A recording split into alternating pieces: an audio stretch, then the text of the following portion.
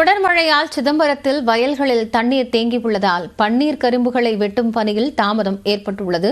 கூடுதல் தகவல்களோடு இணைந்திருக்கிறார் பிரசன்னா.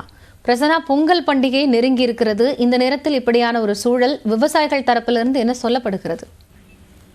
அதாவது காயத்ரி, சிதம்பரம் சுற்றுவட்டார பகுதியில் நேற்று முன்தினம் பெய்த கனமழையால் பொங்கல் கரும்பு வெட்டும் பணிகள் பாதிப்பு அடைஞ்சிருக்கு. அது அரசு கரும்பு கொள்முதல் செய்யும் கால அளவு 2 நாட்கள் கூடுதலாக நீட்டிக்க வேண்டும் என்ற விவசாயிகளும் தற்போது கோரிக்கை வச்சிருக்காங்க.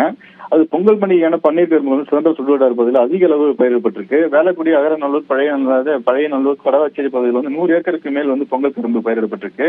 இந்நிலையில் பொங்கல் பண்டிகைக்கான பரிசு தொகுப்பு ஒரு கரும்பு வழங்க வேண்டும் என தமிழக அரசு உத்தரவிட்டிருந்தது. இந்த கரும்புல அதிகாரிகளுக்கு வந்த குழுவினர் நேரடியாக சென்று விவசாயிகள் கொள்முதல் செய்யணும் எனவும் உத்தரவிட்டிருந்தது. அதன்படி சிதம்பரம் அருகே வேலைக்குடி கிராமத்தில் அதிகாரிகள் இந்த கரும்பு கொள்முதல் செய்வதற்காக வந்திருந்தாங்க. இந்த பகுதியில் இருந்து சுமார் 1 லட்சம் கரும்புகள் சென்னைக்கு சென்று அதை ஏற்றுமதி செய்ய உள்ளதாகவும் அதிகாரிகள் தகவல் தெரிவிச்சிருக்காங்க. இதற்காக அதிகாரிகள் குழுவினர் வேலைக்குடியில் உள்ள கிராமத்திற்கு கரும்பு வெட்டும் பணிகளை பார்வையிட்டிருந்தாங்க. பின்னர் அவற்றை லாரிகள் மூலம் ஏற்றி சென்றிருந்தாங்க. இதற்கிடையே நேற்று முன்பு சிதம்பரம் பகுதியில் 23 சென்டிமீட்டர் அளவுக்கு கனமழை பெய்ததால் இதனால் இந்த பகுதியில் உள்ள வயல்களில் ஏராளமான தண்ணீர் தேங்கி இருக்குது. அதனால் கரும்புகள் கொள்முதல் செய்யப்பட வேண்டிய உள்ள வயல்களிலும் தண்ணீர் தேங்கி இருக்கிறதால் கரும்புகள் வெட்டும் பணிகள் பாதிப்படைந்திருக்கு.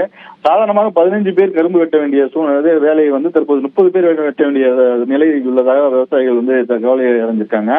அதனால் தமிழக அரசு தங்களுக்கு இன்னும் 2 தினங்கள் கூடுதலாக அவகாசம் அளிக்க வேண்டும் என்ற கோரிக்கை தற்போது விவசாயிகள் வச்சிருக்காங்க.